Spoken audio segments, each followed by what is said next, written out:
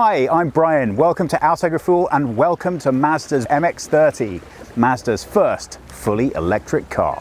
Okay, so that's not completely true. It isn't Mazda's entirely first attempt at a fully electric car, but it is their first main production one. So it's a pretty important unit. Now, just in case you're a bit confused by the MX moniker, I think it represents a bold choice. MX is what Mazda usually use to stand for their special project vehicles. Nowhere more famously applied than, of course, the MX-5, the most popular two-seater sports car in history. So they're making a pretty big statement here. So what is it? Well, it's not quite Mazda 3 and it's not quite Mazda CX-30 either. It sits somewhere in between. And although you can see that in lots of distinct places in the styling, the front is not one of those places. So, interestingly, Mazda have decided to go with what is by now a quite familiar looking front. And why not? There's a lot of style and design here that's really popular, but there's nothing now to denote this as their first fully electric car. I find that a really interesting decision. 4 meters 39 or 173 inches. If the front left you thinking this could be a CX-30, well, all of that's gone by the time you hit the side. Not least, okay, I'll give you, it's pretty subtle. The placing of the word electric here should give you a hint, and this nicely embossed, or rather sunk in, Mazda logo in the side panel. But those really are just small touches compared visually to what's going on with the side here. We have a real crossover siding. 18-inch wheels, sorry, I'm making Cornelius go up and down rather a lot, which are combined with this black plastic trim that wraps the whole way around the vehicle. Now, for my taste, what works rather nicely at the front and pretty well on the side too, especially in contrast with this paint color, well, it's not a complete success story when we get round to the back. We've got this contrasting color on the rear top, and that really looks nice, modern and stylish. The integration of the light into the rear really ties up well. Obviously, I like the new lighting design, so down a little bit lower, you can see how this familiar light cluster looks, again, really nicely tied into the design. Well, we all know the rear of the Mazda 3. It looks pretty perky, a little cheeky, slightly enlarged back on the road. And we know the CX-30, that presents as being a little bit more bulbous. Bulbous, that's bulbous and bulky combined into one word.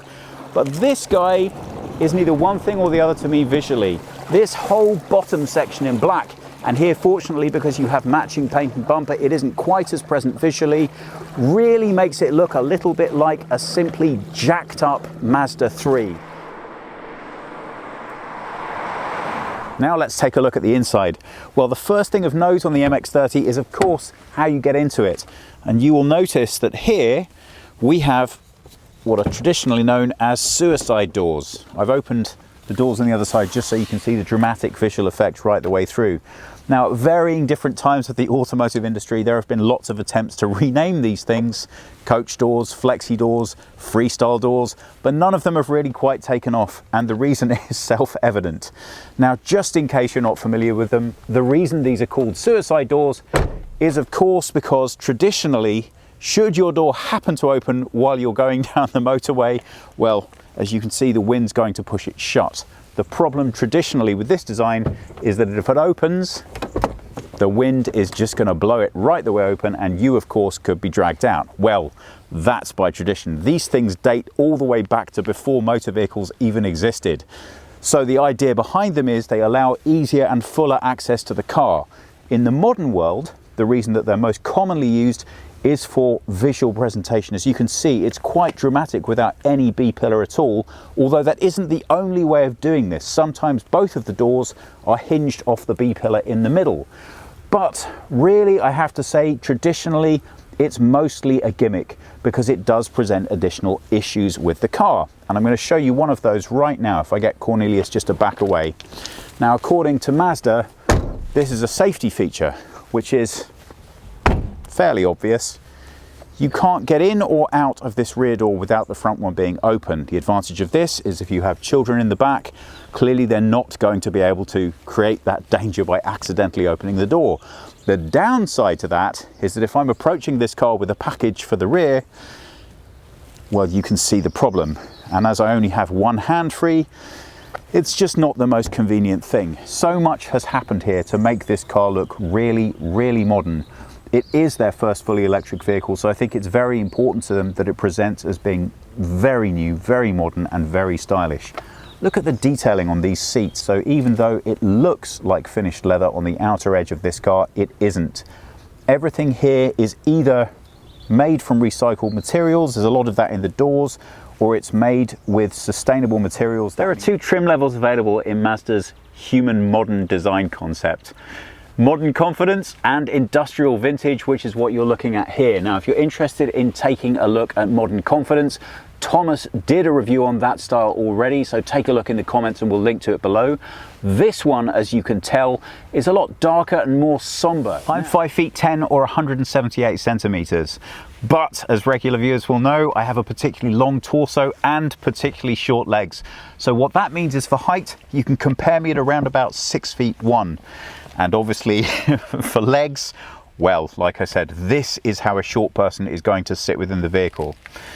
Everything here resonates quality. The use of materials is excellent. Everything that you can see, feel, touch, and interact with is just really nicely put together. If I switch on the power, you get your first look at the Mazda's full digital system. Now, here in the cockpit, you can see we have a mixture of digital display in the middle and analog displays either side giving us the information. I like this blend. I'm not really personally a huge fan of purely digital displays. For me, it removes a little bit of the emotion. So I'm happy to see that here, what we have is a combination of modern and traditional. Coming over to the middle section, there's an 8.8 inch display here.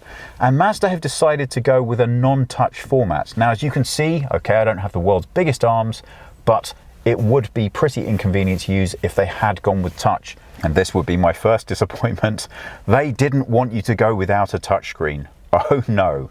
They parked a 7-inch touchscreen right here, right behind the gear stick, and for reasons I will never fully understand, use it as the heating and cooling controls. Talking about materials, we come to this.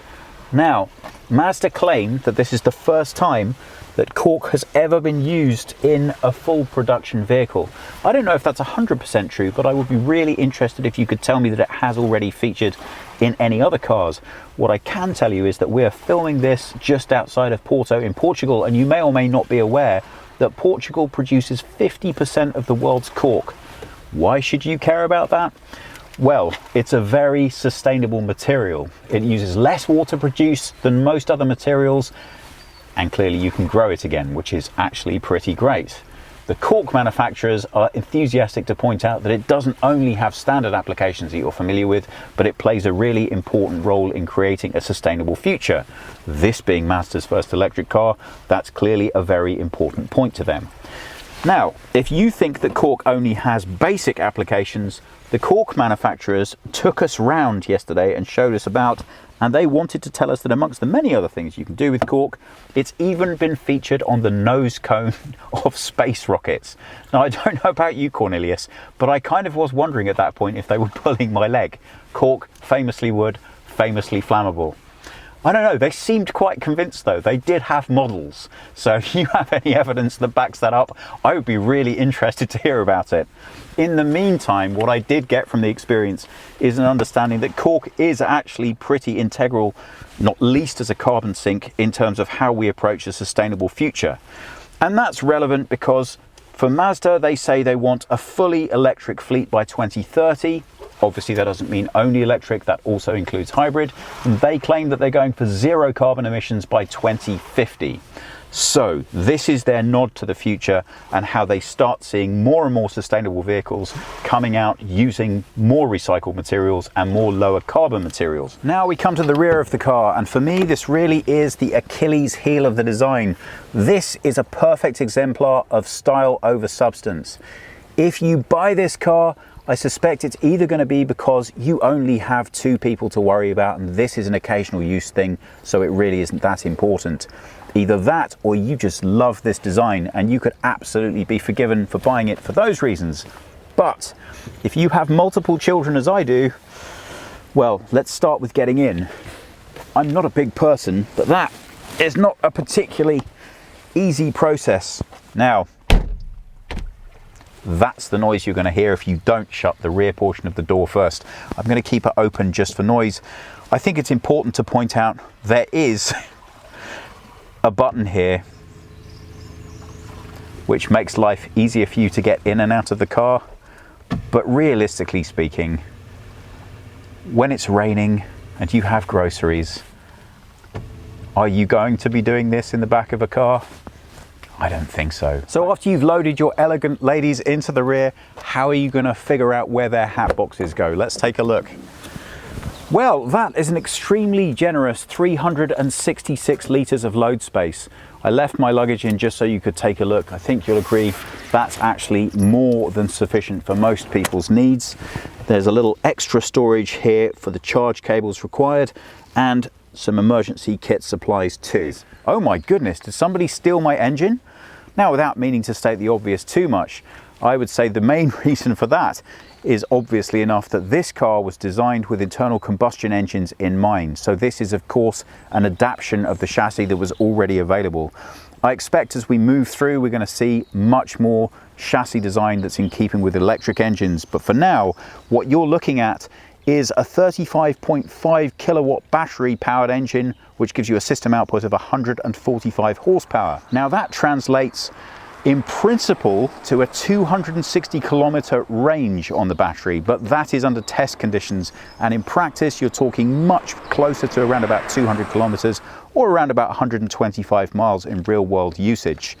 That is going to give you a performance of 0 to 62 miles per hour of about 9.7 seconds, 6.6 AC or 50 kilowatt DC charging.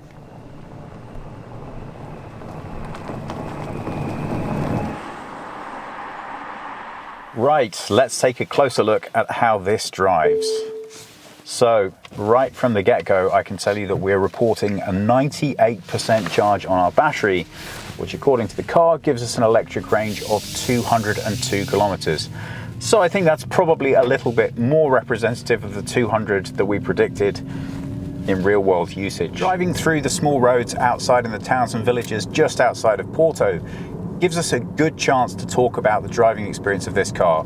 Now I'm well aware that these are not the most exciting roads in the world. We're limited to 50 kilometers per hour, but that does give me the opportunity to tell you about the overall experience of being behind the wheel in this car. First of all, you're going to find wanting to drive a little bit faster than the roads will permit. So handily, this car comes with adaptive cruise control and of course speed limiter as standard equipment, which is really useful. But what I like even more than that is that the way Mazda have decided to apply regenerative braking to this car. So we're familiar with flappy paddles that allow us to change the gears in a standard internal combustion engine. Of course, you don't have that here, but what you do have is those same paddles being used to apply different levels of regenerative braking, 5 different modes, and they feel an awful lot like a gear change. Why? Well, go down and you have a greater regenerative capacity, go up and more rolling experience. So I'll show you what I mean. Currently limited to 70 kilometers per hour, and if I'm a little bit worried about going too fast, the easiest way to address that is to downshift twice, which maximizes our regeneration. If I take my foot off the accelerator, wow, you can feel that drag. Now, in earlier electric cars, that was really super boring because generally it only came in one flavor and that really ruined your driving experience. But in this car, because you have the ability to adjust different levels, it's actually really pleasing. And the reason being that once you get onto roads like this in particular or around town, you can more or less forget about your need to brake. You can just use that recuperation to do the entire job for you. It was actually quite fun earlier on just seeing how long we could use that instead of doing any braking whatsoever. And the answer is really quite a lot. So good, you're saving wear and tear on the vehicle, but you're also managing to save your driving license from getting unnecessary points. Now, when you get outside of town and you don't really want that drag because you want to do a little bit of driving, then you can put that system into reverse. Standard drive mode is a nice balance of both because, as you can see there, they're letting the battery wait do most of the work of slowing you down, so it's not as if you're entirely unimpeded, but it really isn't enough to affect the drive. Now, handling of the car. Well, have to take my hat off to Mazda in terms of the steering. I think they've really nailed the sweet spot here. It's a very nice balance indeed between precision and also managing that weight. There's that power again. And I think that sound is something that I'm actually going to really enjoy. Now, this road should give us a bit of a capacity to see how that weight performs once you put it into a corner. You can see it really handles very nicely. Bit of a bend coming up. No roll, great distribution, and the brakes really nicely deal with that weight, especially given that we're going downhill at the moment, over 80 kilometers per hour, and I still feel fully in control of this vehicle. Well, you would hope so. I guess what I'm wanting to say is I'm very impressed with the way that it all comes together as a driving experience. Now, speaking about driving experience, seating position, great. Hats off. I think this is a hard segment to make nice, in particular because of the limited visibility back here. Now here, of course, we don't have a B-pillar, but because of that, we have much, much thicker, heavier door sills, and that presents an entirely different challenge. So if I move my head over here to check my blind spot, I can see literally nothing at all. So it's a good thing that this comes as standard with a blind spot detector, and it's good. There are lots of cyclists on these roads, and that has kept us safe all the way throughout. The entire cockpit experience is actually very pleasing indeed. Those materials that look nice and feel nice to touch interact with each other really well to deliver a very pleasing driving experience.